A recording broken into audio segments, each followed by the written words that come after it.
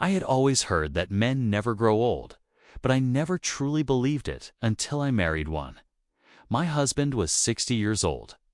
His hair was fully white, his skin creased with time, and his voice heavy with age.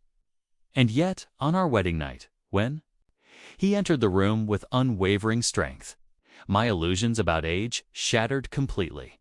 He didn't speak much, he didn't need to. He just looked at me with calm, calculated eyes and reached for me. I froze. I had married him willingly, but only because of what I'd seen. A video, a scandalous clip of the same old man with one of his previous wives. A video I shouldn't have watched, but I did, and it stirred something inside me: curiosity, temptation, madness. I wanted to know how a man of 60 could still overpower young women, why his name sent whispers through the neighborhood, and what happened to the brides who came before me. He removed my clothes himself, one layer at a time, his hands firm but not cruel. I curled into myself, breathless and ashamed, not because I was afraid, but because I suddenly realized this wasn't a fantasy, it was real. The man people called the old lion was now my husband, and he wasn't weak. Not even close. That night, I understood what the other brides might have gone through, why some women collapsed on their wedding nights.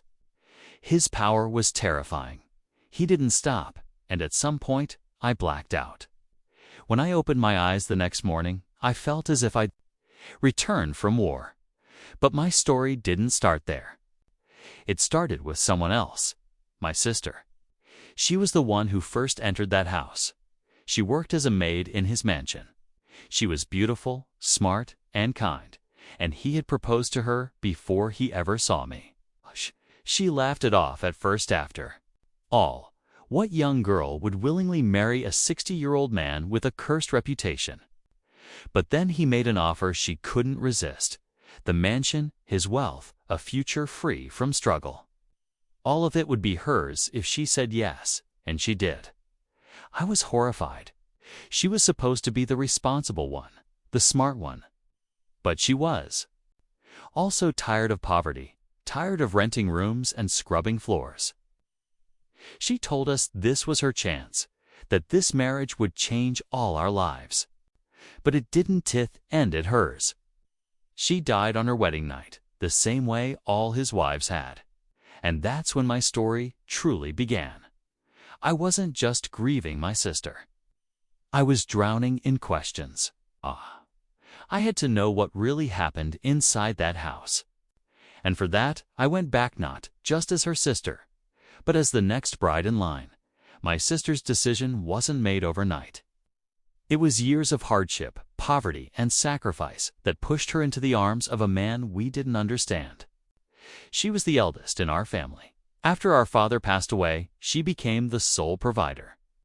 She worked endlessly, cleaning homes, running errands, coming home exhausted each night.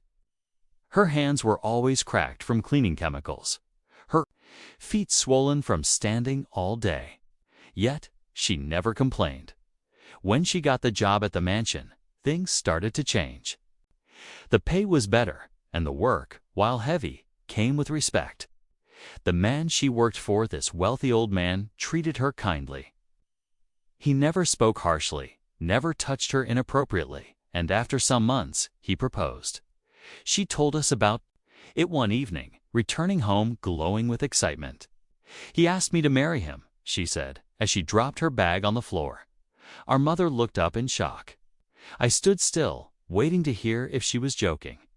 "You can't be serious," I said. 60, you're barely 22, and you told me yourself every girl who's married him has died. She didn't deny it, but her expression didn't change. He's offered to transfer the mansion to my name, everything. We'll never have to worry again. I was stunned. What good is a mansion if you're not alive to live in it? She waved me off with a half smile. I'm not stupid. I've seen nothing dangerous about him. Maybe the other girls had health issues, maybe they weren't careful. I'm not like them. She was convinced that she would survive what others hadn't, convinced that her fate would be different. Our mother was hesitant but silent. Perhaps even she had begun to hope. We had spent our lives in rented houses, scraping together meals. The thought of finally owning something, of being free from daily survival, was blinding. I tried to stop her. I begged her not to do it, but she was determined. She called it one sacrifice for a lifetime of peace. She promised to bring us into the mansion with her. She dreamed of throwing me a grand wedding once she was settled. So the marriage happened. She wore a simple dress. He looked like any other old man, tall, with graying hair and a strangely warm smile. There was no music, no guests, just papers signed and vows spoken. We sent her off that night, and I swear as she left the house, it felt like a piece of my soul went with her. I didn't sleep that night. I kept walking in circles, heart racing, praying to be wrong. But by morning, the phone rang, and the scream that tore through me was one I never knew I had inside. My sister was dead. The scream that left my mouth wasn't just pain, it was rage, disbelief, and helplessness all twisted into one. My sister was gone, just like the others. The same pattern, married one night, buried the next. A life exchanged for promises that turned to ash. We hadn't even prepared ourselves for the worst, and now we were facing it. Our mother broke completely. She collapsed onto the floor, whispering my sister's name over and over, as if it would bring her back. She had been our only breadwinner, our shield from the world, and now we were alone to grieving women in a house too small to contain our sorrow. The man, the husband, the one they now called the widower, yet again handled all the funeral arrangements. He brought in people we didn't know. He wept loudly in front of everyone, his eyes red, his face hollow. But I wasn't buying it. There was something to practice in the way he mourned. Too convenient in how quickly everything was handled: her body, her burial, the papers. It was like he had done this before because he had. After the burial, he came to us. He sat with us, speaking softly, his tone laced with grief. "I loved your sister," he said, holding his head in his hands. "I don't know why this keeps happening. The doctors say it was a heart attack." I looked him dead in the eyes. "You told that to the families of the last 5 women, too, didn't you?" He didn't reply. Instead, he reached into his pocket and handed my mother an envelope. It was filled with money, a lot of it. Then he turned to me. "I know this won't bring her back," he said, his voice trembling. "As I leave you alone, if you want, you can come work in the mansion. Take her place. I'll pay you fairly. You'll be safe." Safe. That word echoed in my mind. I should have screamed at him. I should have thrown the envelope back in his face. But I didn't, because deep down, I knew what I had to do. If I wanted answers, real answers, I had to step into the same world that had swallowed my sister. I accepted the offer. My mother hesitated, but eventually agreed. We had no other option. The rent was due, the kitchen was nearly empty, and part of her believed the man was simply cursed, not a criminal. I didn't believe in curses. I believed in patterns. And this? One was too clear to ignore. So I packed my bag and walked through the same doors my sister had entered before me. But unlike her, I wasn't walking in blind. I was going in with eyes wide open, and I was ready to uncover the truth. Even if it destroyed me, the mansion looked exactly as my sister had described. Grand, cold, and unnervingly quiet. It stood like a monument of secrets, its white walls too clean, its silence too loud. As I stepped through its doors, I felt the weight of those who had entered before me, my sister, the other wives. All of them young, all of them gone. The man who had buried them all was standing in the hallway, offering a tired smile. "You'll get used to it here," he said. I didn't smile back. He assigned me my sister's old responsibilities: cleaning the rooms, maintaining the decor, arranging fresh flowers in the halls. The mansion was so large it echoed, and each step I took seemed to trail behind with whispers from the past. but I wasn't there just to clean. I was watching, listening, learning. The man was polite, respectful even. He never raised his voice, never came too close to any outsider. He appeared as a model employer, soft-spoken, grieving, lonely. But I couldn't shake the unease. Every hallway I swept, every shelf I dusted. I kept expecting to uncover something, a clue, a slip, anything. I began to treat cleaning like a search mission. I opened drawers slowly, lifted rugs, subtly checked closets for hidden compartments. I paid close attention to his bedroom, especially his bedside drawers, the wardrobes, and the way everything was always too neatly arranged. I found nothing, and that scared me more because evil rarely looks like evil. Sometimes it wears a tailored suit and speaks gently. One day, as I was dusting near the staircase, I overheard a conversation between two older staff members. Both had served him for years. They whispered about how unfortunate he was. 6 wives.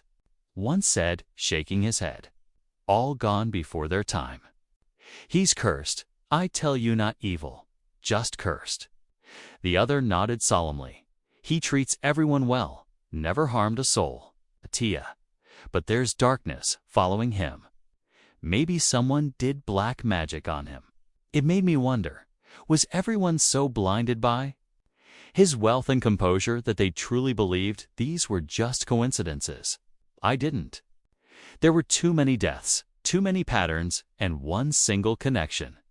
And then, one afternoon, while cleaning the storeroom, I found him already inside, sitting with an open photo album. His eyes were glassy, a faint smile on his lips. He was staring at old photographs. "Come in," he said gently when he noticed me. "Look at these, my misfortunes." I stepped closer, cautiously.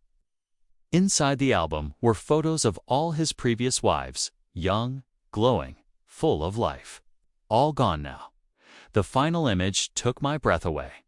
It was my sister. She was wearing a dress that belonged to me, a dress I had worn only once, weeks before she died. That picture had never been taken in our home. He had captured it before she even knew he'd propose. And suddenly, I realized he had been watching. Long before the wedding, I stared at the photo in disbelief. My sister, smiling in that dress, a dress she had borrowed from me, worn casually one afternoon, long before she ever agreed to marry him. Yet here it was, printed, preserved, and tucked into an album among his other dead wives. The image wasn't staged, wasn't even framed. It had been taken in secret, probably without her knowledge. And that terrified me more than anything else. Why? Had he taken that photo? Had he already chosen her as a target before proposing? Had he been planning it from the very beginning? I looked up at him, searching for answers, but he was lost in his memories, flipping through the pages with gentle fingers and sad eyes. "They were all so beautiful," he said softly, as if to himself. "I only ever wanted love." He spoke like a broken man, and for a moment, I almost believed it. "Maybe I've been cursed," he continued. "Someone did something to me. Every time I fall in love, death comes for them." His voice cracked. It was convincing, painfully so. But I couldn't forget what I saw in that album. That single photo told me everything I needed to know. He wasn't cursed. He was deliberate. And I was living in the home of a predator who hunted. Through kindness and grieved with calculation, I continued working quietly over the next few days, never showing my suspicion. I cleaned, I cooked, I served tea, while my mind raced through the puzzle I was trapped inside. And then, just as the house began to feel too calm, a new storm entered. He brought another girl home. She was young, maybe 22, just like my sister. She wore bright clothes and a hesitant smile. Her eyes searched the mansion like it was too grand to be real. She didn't know what she was walking into. He introduced her to the staff with pride. "She's a guest," he said. "Treat her like family." But I knew better. He had used that word before family. She wasn't a guest. She was next. That evening, I watched him set the dining table himself. Tay served her food, laughed at her jokes, leaned forward as she spoke. He told her he was lonely, that he wanted companionship. And then he said, at the same promise he had made to my sister, "If we marry, this mansion will be yours. Everything I own, I'll share with you." She blushed. "Are you sure?" He nodded, his hand brushing hers. "I'm tired of living alone." In the shadows, watching from the kitchen doorway, it was happening again, the script. The offer, the trap. It was all playing out like clockwork, and I knew this girl would not live to see her second day as a bride unless I stopped it. This time, I wouldn't be too late. This time, I was ready to fight back. 2 days later, he married her. It was all so familiar now, the same promises, the same quiet wedding, and the same eerie calm that followed. She entered the mansion as a bride, glowing with hope, unaware that her story was already written by someone else. But this time, things were different. This time, I was prepared. The day before the wedding, I carefully installed a hidden camera in his bedroom. It was tiny, buried inside the carved panel of the wardrobe, angled just right to capture everything that would happen. I told myself that, no matter how painful, I had to watch. I had to know what had really happened to my sister and to all the other girls. The night passed slowly. I didn't sleep. My hands trembled with anticipation and fear. I kept replaying every moment of the day, how he smiled while serving her dinner, how he looked at her during the wedding rituals. He didn't just play the role of a groom. He played the role of a loving man so well, even I sometimes wondered if I was wrong. But by morning, the truth arrived again. The mansion fell silent. The staff began whispering, and within hours, the news broke: she was dead. Another tragedy, another young wife buried under the weight of mystery. The man cried again, just like before. But the tears didn't move me this time, because now I had footage. That night, after everyone had returned to their routines and the mansion had quieted, I slipped the camera from its hiding place and took it home with me. I locked my room, plugged in the device, and hit play. What I saw shattered me. He had undressed her gently, whispered sweet things to her, told her how beautiful she was. Then, without hesitation, he gave her a drink, just like he had offered my sister. She drank it, smiled, unaware. Minutes later, her limbs grew weak. She fell onto the bed, unable to move. He began taking pictures of her lifeless, but still breathing, one after another. Then he made a call, calm, cold, unforgiving. "She's unconscious," he said. "I'll bring her to the drop point. Make sure payment is ready." I couldn't breathe. It wasn't black magic. It wasn't a curse. It was a business. He drugged them, paralyzed them, sold them, and I had only seen half the truth. If I wanted to expose him, if I wanted to know what truly happened after that call, I would have to do something terrifying. I would have to become his next bride willingly, because the answers lay not in suspicion, but in experience. After watching the footage, I could no longer live in doubt. The old man wasn't cursed. He wasn't grieving. He was running a system targeting young poor girls under the guise of marriage and selling them the moment they lost consciousness. Every wedding night was just a transaction. Every promise, a lie. And now I had seen it with my own eyes. But to prove it, to catch him red-handed and stop this horror, I had to do more than watch. I had to become the next name in his book. I knew he wouldn't pick me easily. I wasn't as beautiful as the others. I wasn't new to him. I was already part of the house. But I had one advantage. I knew how he thought. I had seen his type, and I could become exactly what he wanted, so I changed. I started dressing more boldly. I left my scarf behind, wore colors that clung to me. I softened my voice, smiled more, walked closer. I touched his arm during conversations, laughed at his jokes, always present, always watching at first. He didn't notice. He remained distant, polite, quiet. But 15 days into my plan, I saw the shift. He looked at me longer. Eyes lingered. One evening, as I was arranging the flowers in the hallway, he stopped behind me. "You remind me of her," he said softly. "Your sister?" I turned slowly. "I'm stronger than she was," I said, with a hint of challenge in my voice. He smiled. That night, he called me to his room. He didn't touch me. He simply sat across from me and poured 2 glasses of tea. "You've seen my life," he said. "You know my pain.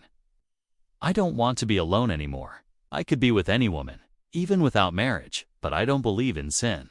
That's why I asked, will you marry me?" My heart was pounding, but I had waited. "For this moment, yes," I whispered. "I'll marry you." He smiled like a man who had just found peace. "In return," he said, "this mansion will be yours." I nodded. I wasn't thinking about the house. I was thinking about survival. I knew the drink would come. I knew the pictures would follow. I knew the call would be made. But this time, I would be ready. This time, I wouldn't swallow the poison. This time, I would play dead and expose the devil behind the mask. The wedding was quiet, just like the ones before. No guests, no music, no celebration, just signatures, ceremonial words. And a silent walk into a room where so many others had gone and never returned. As I entered the bedroom that night, dressed as his bride, I felt like I was walking into my own grave. But I wasn't afraid. Not anymore. I had already rehearsed this moment 100 times in my mind. This time, the story would end differently. He smiled at me as he handed me a glass of juice. I smiled back. My heart was pounding, but I kept my hands steady. The drink was the key, couldn't refuse it. He'd suspect. So I pretended to take a sip, then turned my head and poured it discreetly behind me, into a folded towel I'd placed. Earlier on the table, he didn't notice. He reached for me. Piece by piece, he removed my dress, complimenting me with the same rehearsed words he had used on the others. "You're so beautiful. Let me keep this moment forever." Then came the camera, his phone. He began taking pictures of me, just like he did with the last girl, just like he did with my sister. And I let him. I lay still, breathing carefully, eyes closed. Then I made my move. I pretended to lose consciousness. My breathing slowed. My body went limp. He leaned over me, checked my pulse, and smiled, not with love, not with concern, but with cold satisfaction. Then he made the call. "She's out," he whispered. "Same location. Bring the vehicle and don't forget payment on the spot." "I don't want a repeat of last time," he chuckled. "This one's smart strong too." It took longer for the drug to kick in. I was still not a blink, not a breath too deep. He continued. "I'll get her to the location, just like before. You handle the rest." There it was, the final confirmation. He wasn't cursed. He was a trafficker. And now I was the bait in my own trap. But I wasn't alone. Earlier that day, I had already sent a full message to a police officer I had connected with secretly. My location was being tracked. A tiny phone was hidden in my dress. Everything he was saying now was being recorded, and the moment he lifted me in his arms and called the staff to help him prepare for the funeral, the countdown began. The man thought I was just another lifeless girl, but I was wide awake, and he had no idea his final game had already begun. He carried me like I was a corpse limp, weightless, silent. I stayed still, holding my breath when necessary, my mind racing through every possibility. One had counted on timing. I had counted on the phone still transmitting my location. Now, I could only hope that the police were watching. He placed me into a vehicle and old ambulance. Empty, except for one man who took the wheel. As the door shut behind me, I heard him speak to the driver. "She'll wake in 2 or 3 hours. Until then, she's yours to handle. Get her out of the city. Once she's sold, I'll take my cut." Sold, the word echoed like thunder in my head. The vehicle began to move. I kept my body lifeless, but inside I was preparing. I had already alerted the police hours earlier. If everything went as planned, they'd be tracing the signal right now, after what felt like forever. The ambulance pulled into an abandoned warehouse on the edge of the city. As the man got out to make arrangements inside, I slipped my hand to the tiny phone tucked in my undergarment and tapped the emergency signal. Minutes later, sirens. They came fast. Before the man could react, police stormed in, guns raised, voices shouting. The man tried to flee, but was immediately tackled and cuffed. I sat up, breathing heavily, finally able to let go of the act. Dozens of girls were found inside, some barely conscious, others terrified, all trapped in a nightmare they couldn't escape. The police moved quickly, rescuing them, comforting them, helping them out of the hell they'd been thrown into. And then, in the far corner, I saw her, my sister. She was alive, fragile, bruised, eyes hollow, but alive. I rushed to her, dropped to my knees, and held her as tightly as I could. She wept into my arms, whispering my name, barely able to speak. The police had found what they were looking for, and so had I. The monster was no longer untouchable. Justice was finally coming. The mansion was sealed off. The man who once roamed its halls as a grieving husband was now in handcuffs, his face splashed across every news channel. The truth was out. He wasn't cursed. He was a predator. For years, he had married vulnerable, desperate girls only to drug them, photograph them, and sell them to trafficking networks. Under the illusion of tragedy, he had fooled families. He had fooled society, but not anymore, thanks to the recordings, the hidden camera, and my testimony. He couldn't deny what he'd done. The authorities uncovered an entire network. Dozens of girls were freed, hidden locations raided, buyers arrested. A system that had survived on silence was now being torn apart. One truth at a time. My sister was taken to the hospital immediately. Her condition was fragile, both physically and mentally. 2 months in captivity had stripped her of her strength, but not her spirit. With care, treatment, and time, she began to heal. Slowly, she started speaking again, started eating, started smiling. The day she returned home with me and our mother was the day I felt whole again. But we were no longer the same people. We had seen too much. The police awarded me publicly for helping dismantle a trafficking ring they had been hunting for years. The chief officer said something I'll never forget. "It's not always guns that bring justice.